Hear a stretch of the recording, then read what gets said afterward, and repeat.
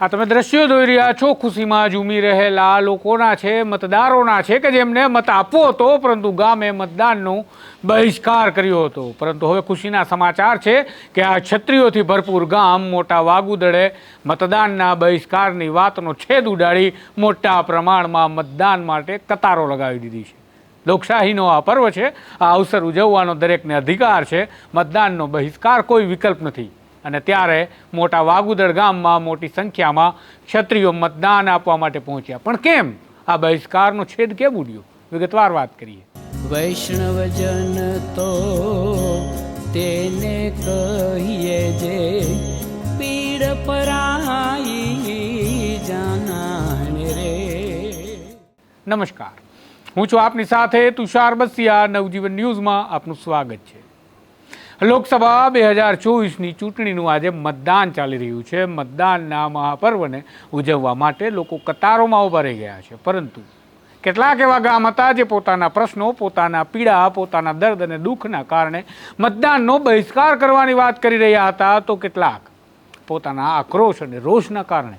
આવું જ એક ક્ષત્રિયોથી ભરપૂર ગામ છે, એટલે કે ત્યાં ક્ષત્રિય સમાજની ખૂબ મોટી સંખ્યામાં વસ્તી છે। જામનગર લોકસભા હેઠળ જામનગર જિલ્લાના ધ્રોલ તાલુકાનું મોટા વાગુદળા ગામ છે અને મોટા વાગુદળ ગામમાં મતદાનનો બહિષ્કાર કરવામાં આવ્યો છે। કારણ શું હતું તેના વિશે પણ આપણે વાત કરીશું, પરંતુ હાલ આચારસંહિતાના નિયમોના કારણમાં આપણે નથી પડતા, પરંતુ આ ગામમાં હવે મતદાનનો બહિષ્કાર હતો તેનો છેદ ઉડ્યો છે, કારણ કે ગામના લોકો, ગામના આગેવાનો સમજી વિચારી અને સાથે મળી મતદાન કરવામાં નીકળી ગયા હતા। કેવી રીતે તેઓ ઝૂમતા ઝૂમતા મતદાન કરવા માટે નીકળ્યા તેના પણ તમે દ્રશ્યો જોઈ રહ્યા છો।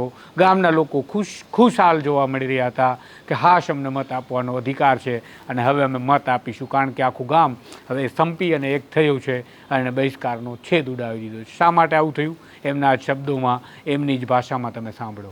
આજ રોજ મોટા વાગુદળ ગામે જે પહેલા વાત એવી ઉડેલી હતી કે મતનો બહિષ્કાર કરવાનો છે, પણ રાજભાઈએ ઝીણવટભરી નજરથી જોયું કે જુમાડા જુદી જુદી જગ્યાએ 5-5, 7-8ના ટોળા વળ્યા છે અને મનમાં કાંઈક મૂંઝાય છે, અને પછી બધા સ્વયંભૂ જુદી જુદી જગ્યાએ એક જગ્યાએ ભેગા થયા અને સમાચાર મળ્યા, તો એને એવો વિચાર આવ્યો કે કેમ મારથી છુપી રીતે આ બધા ભેગા થાય છે, તો મારી ફરજમાં આવે છે।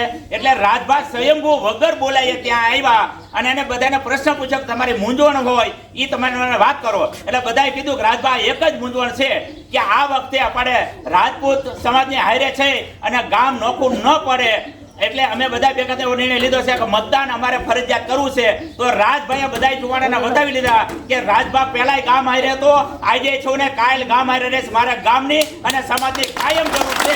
તો આજ વાગુદળ ગામ વતી આખા ગામ થકી સ્વયંભૂ બધાય ભેગા મળી અને રાજભાઈને સાલ ઉડાડી અને સન્માન કરી છે। અને રાજભાઈએ એવું કીધું કે મારે તો ઈ જોવા મને મળ્યું કે મારું ગામ મારી ઉપર આટલી બધી પોતાને ગર્વ છે કે આપણે રાજભાને ભેગા થઈને કહીશું, પણ આપણે મેં કહેવા જઈએ પેલા રાજભા સ્વયંભૂ હમ આવ્યા એટલે આખું ગામ એને જોરદાર તળીથી બતાવી છે।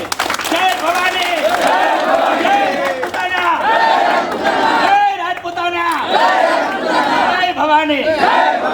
બે શબ્દ રાજભા કહે છે એના તરફથી આપણે ગામને સાંભળવું છે।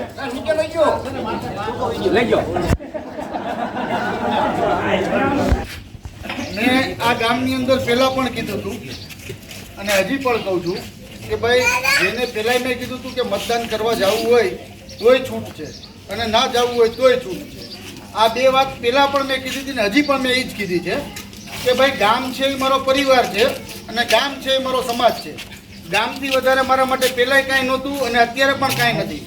જ્યારે ગામના યુવાનોની લાગણી ક્યાંક ને ક્યાંક મેં જોઈ અને ગામના યુવાનોની લાગણી એવી હતી કે અમારે મતદાન કરવું છે, એટલે મેં ગામના યુવાનોને કીધું પહેલો મત હું આપીશ અને પહેલો મત મેં આપ્યો છે। આજે ગામની હારે છું, પહેલા સમાજની હારે હતો ને અત્યારે પણ સમાજની હારે છું।